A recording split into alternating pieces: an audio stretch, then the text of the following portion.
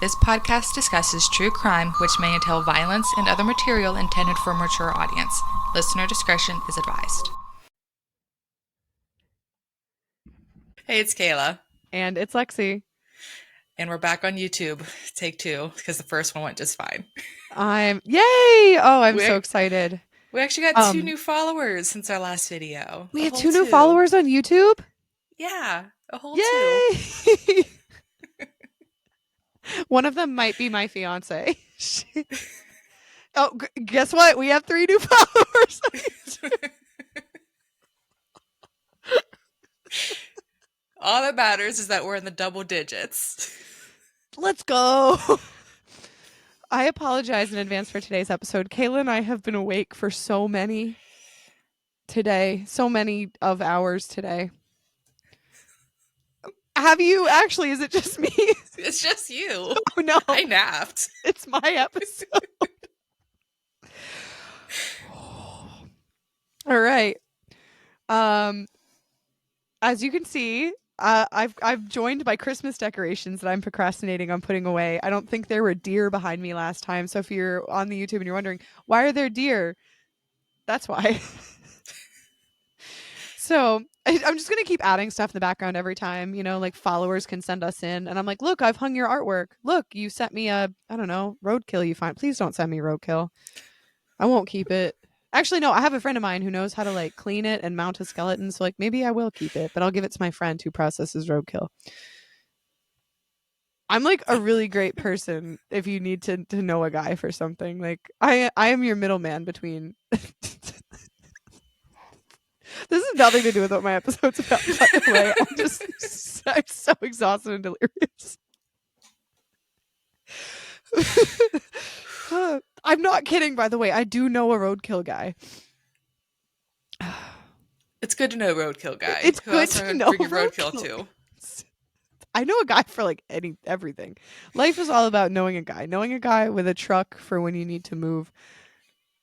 I married one of those, so I'm set for life. That's perfect. See, Eric, he's my guy with the truck.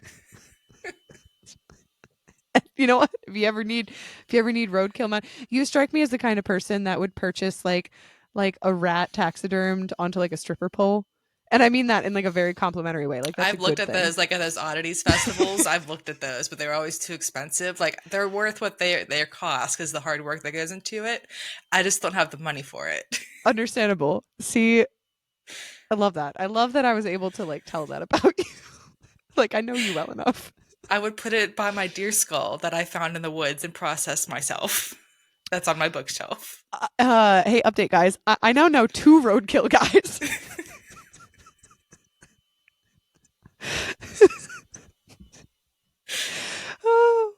You know what? Rachel told me the other day, she was like, you should get into taxidermy. And I'm like, you know what? I should get into taxidermy.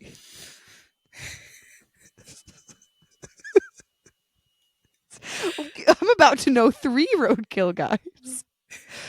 Oh, I don't think we should edit this part out. I think we should keep this in as part of the episode. It's fun. So today I'm going to be talking about a pretty horrific accident that I don't know how to segue into this. He survived. Okay. I will preface it by saying he survived. But I'm going to be talking about a pretty insane freak accident that led to deeper understandings of brain anatomy and neurology. Mostly by accident. Okay. So in the 1800s, there was a railway worker by the name of Phineas Gage who was involved in an explosion that launched a pole straight through his head. He survived miraculously, but with kind of an interesting array of side effects. I mean, if I had a pole shoot through my head, I'm sure there'd be a side effect or 2. Probably. I've gotten side effects from far less traumatic things in my life. Nothing has, launched its way through my skull, but I think I got some side effects from the time I had to get surgery from getting burned by mac and cheese. That's fair. Yeah. Also not made up, by the way. Just like I do genuinely know a roadkill guy, I did actually have to get surgery for mac and cheese. But that's a story for another episode. Become a Patreon if you want to hear that one. So Phineas Gage was born to a family of farmers in New Hampshire in 1823. Little is known about his childhood and early life, but he did have four other siblings. At the time of the incident, he was reportedly about 5'6" and roughly 150 pounds with a muscular frame.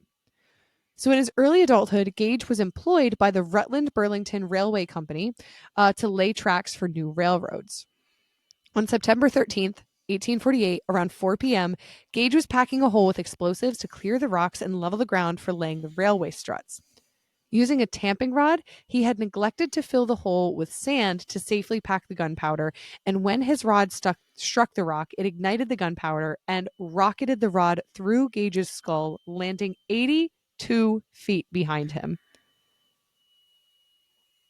Ow. Yeah.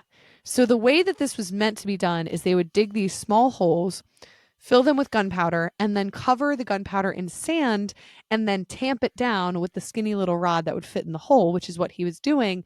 But because he forgot the sand, he struck the gunpowder that essentially turned the rod into a bullet, shooting right through his Mhm. face. Oh my God.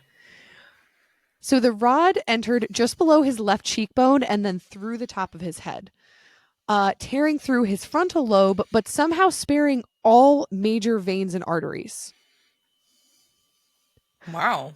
Gage was fully conscious following the incident and was able to speak and get himself into a cart to seek medical attention. Like he What year? just, oh, What go year did you ahead. say this was? This was in 1848. 1848. Okay. This occurred in New Hampshire. Okay. Yeah.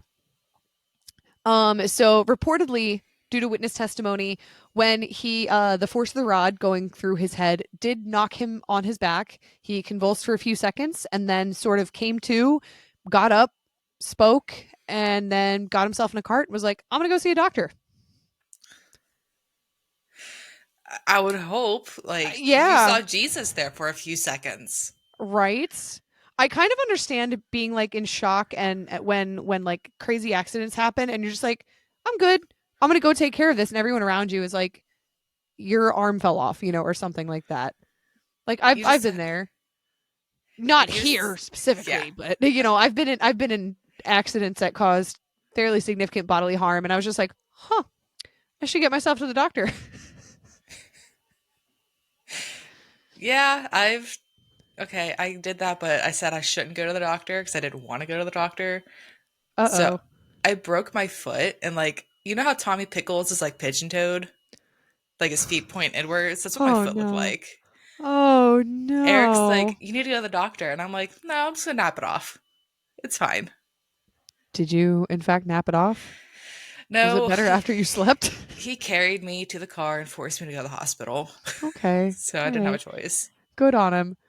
For our international listeners, this probably sounds confusing and horrifying. That is business as usual in the US. We get injured or sick and we're instantly like, is this worth the hospital bills? No. Don't like that for us. Well, I fell on a chainsaw one time, which sounds actually way worse than it was, but like I did bleed a decent amount. And I remember saying to my friend at one point, I was like, had it all wrapped in a cloth and I was kind of tunneling and I was like, I think I might pass out. Can you get me to the couch? And she was like, why do you sound so calm? And I'm like, yeah, I'm fine. Shock. Yeah, I'm like, I'm all right. I did not end up passing out, but I did lay on the couch for a little bit with my hand above my head. Anyway, I have a tiny little scar and made a full recovery. So I love that both of your hosts are just as accident prone as the other. Keeps it interesting. Exactly. Just enough trauma to start a podcast like this. So before this accident, Gage was considered by doctors to be a completely healthy man with no known behavioral or medical conditions, and his family even testified that as a child he was very rarely sick. And following this event, the doctor who initially attended to Gage, who was Dr. Edward Williams, had difficulty believing the accident that was described because of how cognizant and in good spirits Gage appeared on initial presentation. So I'm going to add a little bit of a content warning here. I am going to describe some of the injuries in a little bit of detail to give a idea of just how significant this injury was for how little initial impact it seemed to have on Gage. If that's not your cup of tea, I would say skip ahead maybe about 30 seconds. Kayla, unfortunately, you're stuck here with me. So it was All allegedly right. the it was allegedly the, in quotes, distinct pulsating of his brain tissue that could be seen through the wound on the top of his skull that allowed the doctor to understand that exactly what Gage was describing did indeed happen to him. I I don't like that mean, combination of words. no, it's like to believe what happened to him. Like it's kind of like one of those things where it's like you wouldn't believe it unless you saw it, I guess. Right? Like Like imagine someone walks up to you and they're like, a pole just shot through my brain. they're like, "Are you sure about that?" And then you look at the wound, Right? like, "Okay, I'm sure about that." Right? And like I don't think I would believe it if someone was like, "Hey, you're not going to believe what just happened," and describe that. I'd be like, "I don't think that happened because you're in front of me alive." Yeah.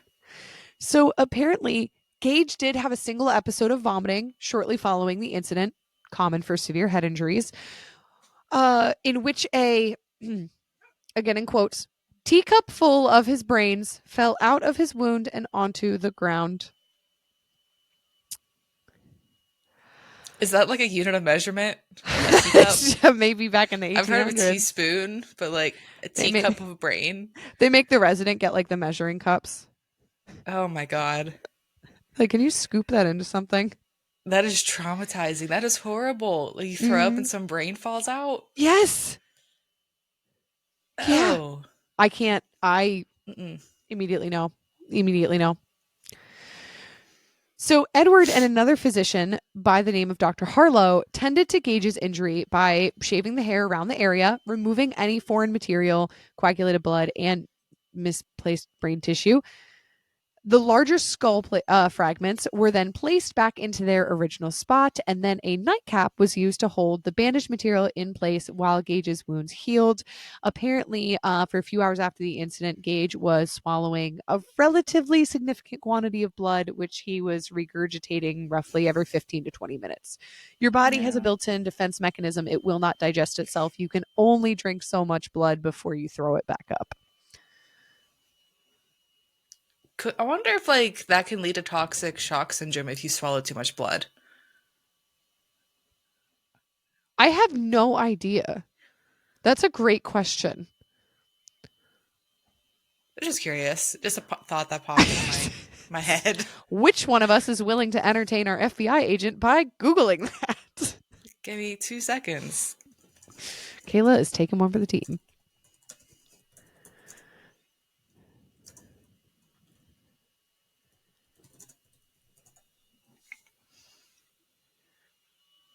Um, it doesn't say. It doesn't say. It just I think it's just like the bacteria. I guess if there's like no bacteria from it, 'cause Mhm. it's coming from a wound, it might be not. Yeah. So I don't think so. I would think it would have to be significantly contaminated blood or like rotted Probably.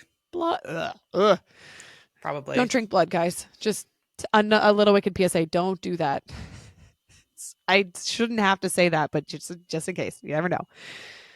All right. So, a little over a week later, Gage developed an infection at the site and was barely able to maintain consciousness, with doctors anticipating his impending death. Dr. Harlow continued to attend to Gage's wounds by removing infected tissue and draining pus and discharge from the wound when it would appear.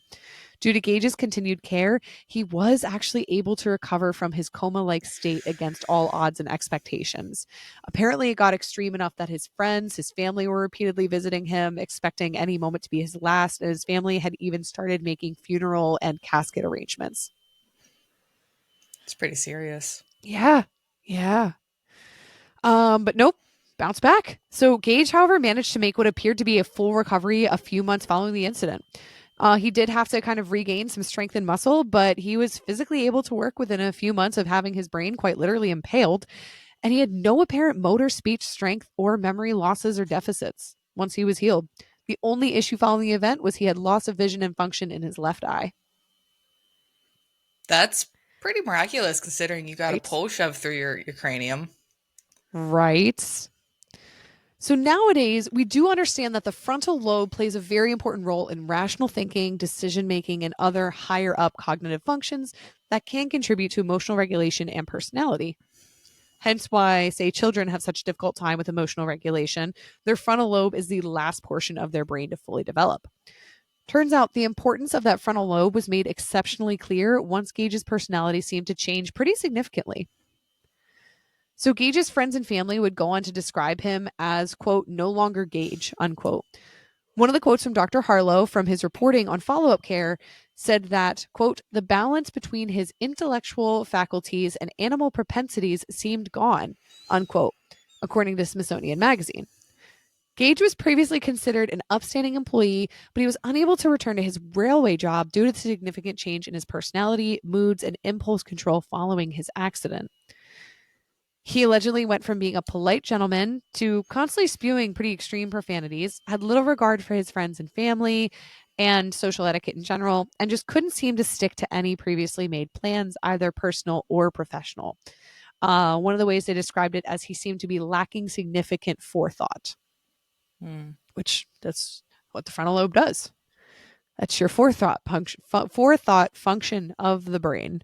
That was not easy to say.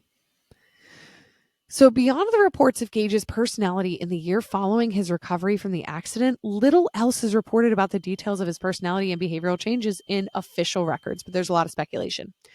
Gage did end up moving to Chile for a short period of time where he worked as a stagecoach driver from 1952 to 1959. But in 1959, Gage's physical health did begin to fail him. Did begin to fail. Did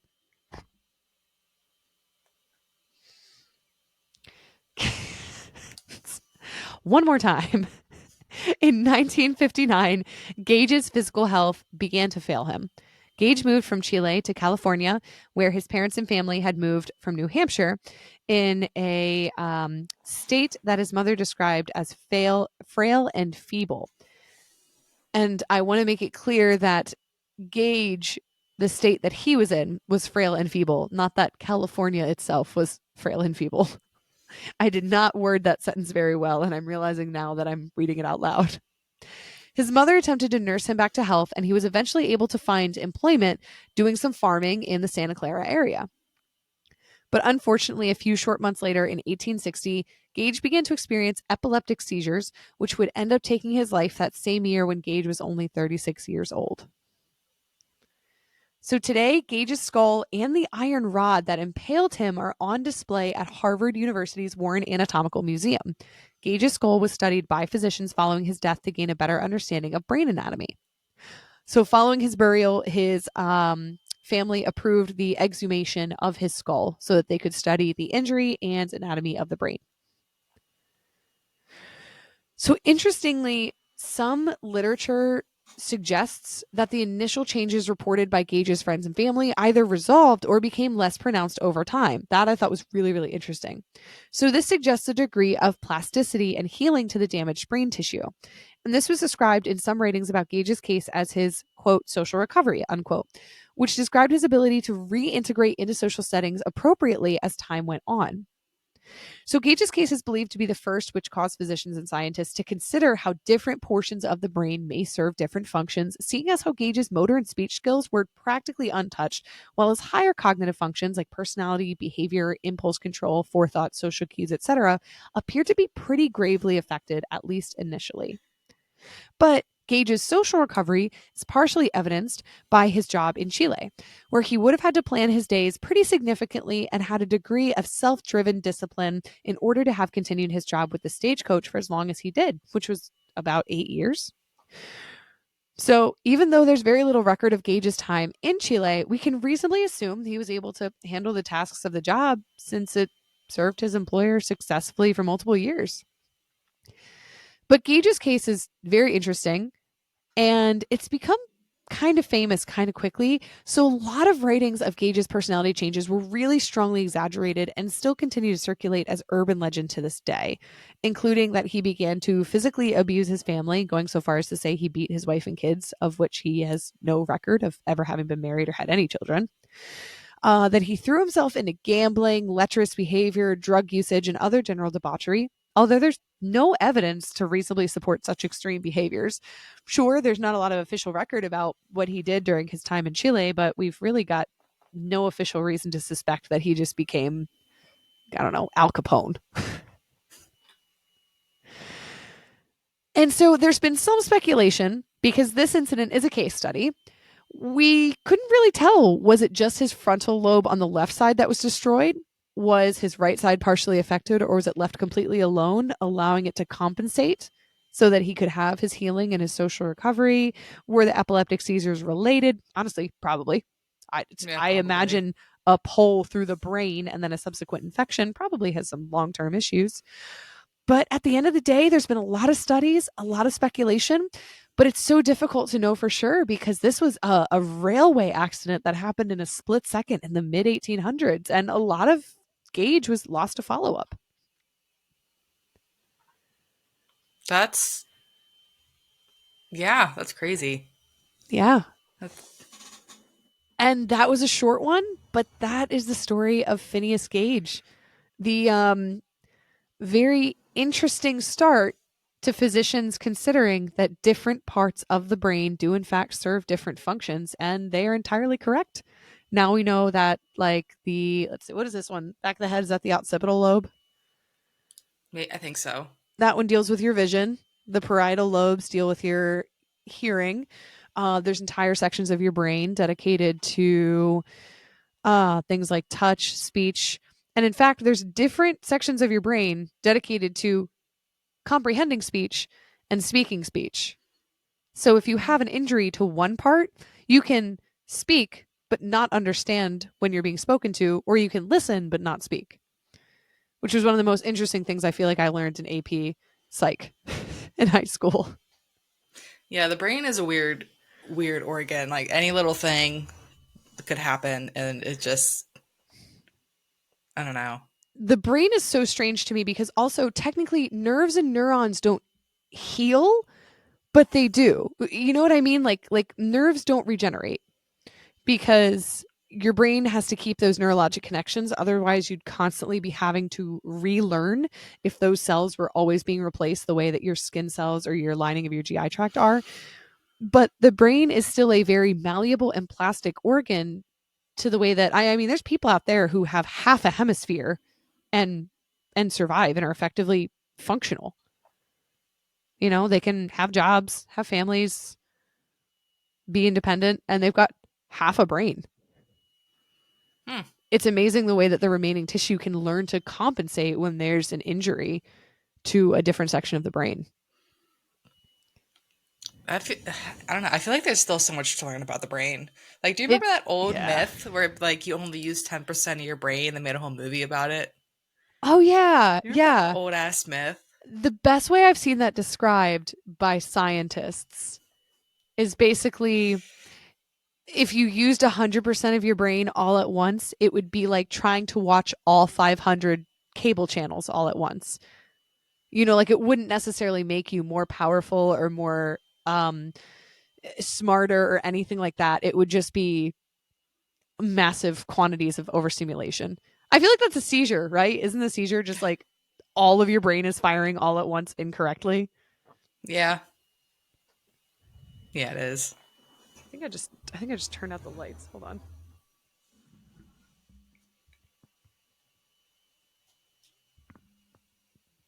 I did it. The electrical system down here is questionable. Thank you all for bearing with me. And that is what I have. That is what I have on Phineas Gage. I was expecting there to be a little bit more stuff to this episode. And I mean, if I got into the real neurological and brain anatomy nitty gritty, there could have been. But this was not the week for that. And I think it's so interesting how this case is so, it's so much more intense in rumor, but I think the truth is a lot more interesting that even though he had that initial personality change that was so pronounced, he recovered. Like that's crazy. Yeah, like I don't know, like where you find some of these stories because it's a little crazy. Um, Twitter. oh, I found this one on Twitter, X, believe it or not. Yeah, X, sorry. I found this one on X. X. Oh, hi, Luna.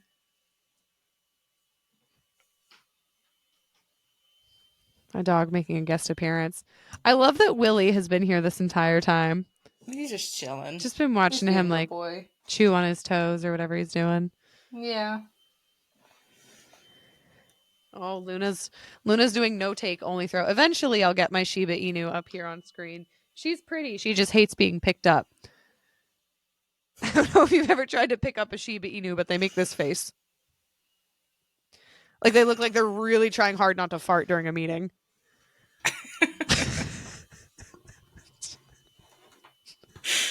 Yeah, Willie hates being picked up. He like does that like rolling wiggle thing that dogs do. Oh, I love the thing little dogs do when they don't like being picked up, where their feet go like that way. Like you pick them up and they're like. Yeah. So I want to hear what you guys think about this case. If there's anything major you feel like I missed, if you guys have any updates, anything additional, I'll include my sources as always. This was a really fun one to talk about because it was a freak accident, but it wasn't terribly tragic. I mean, it was, but it wasn't. Like he walked away from it.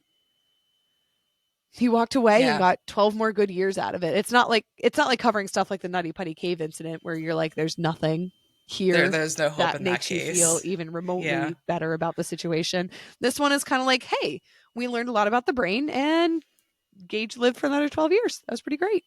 Yeah.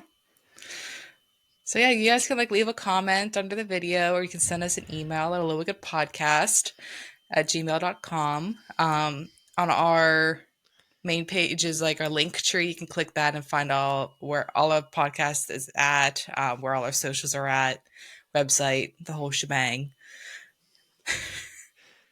Sorry, Including the I'm multitasking, playing fetch with my dog.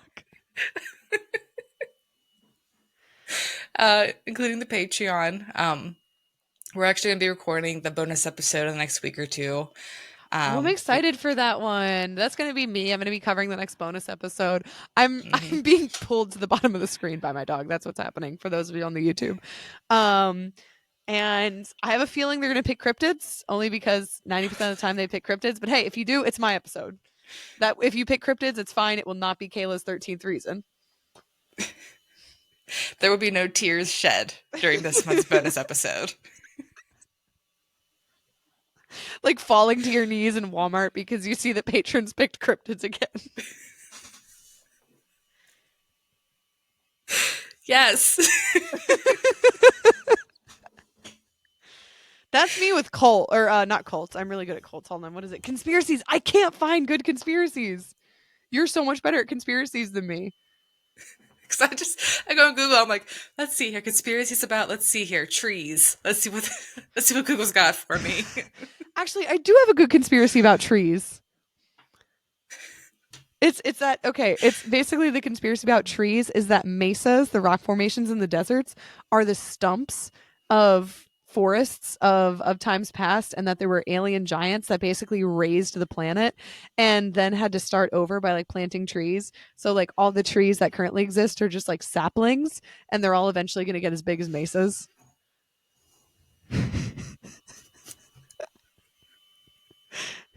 Okay, and, and the giant redwoods are just I, like the oldest ones.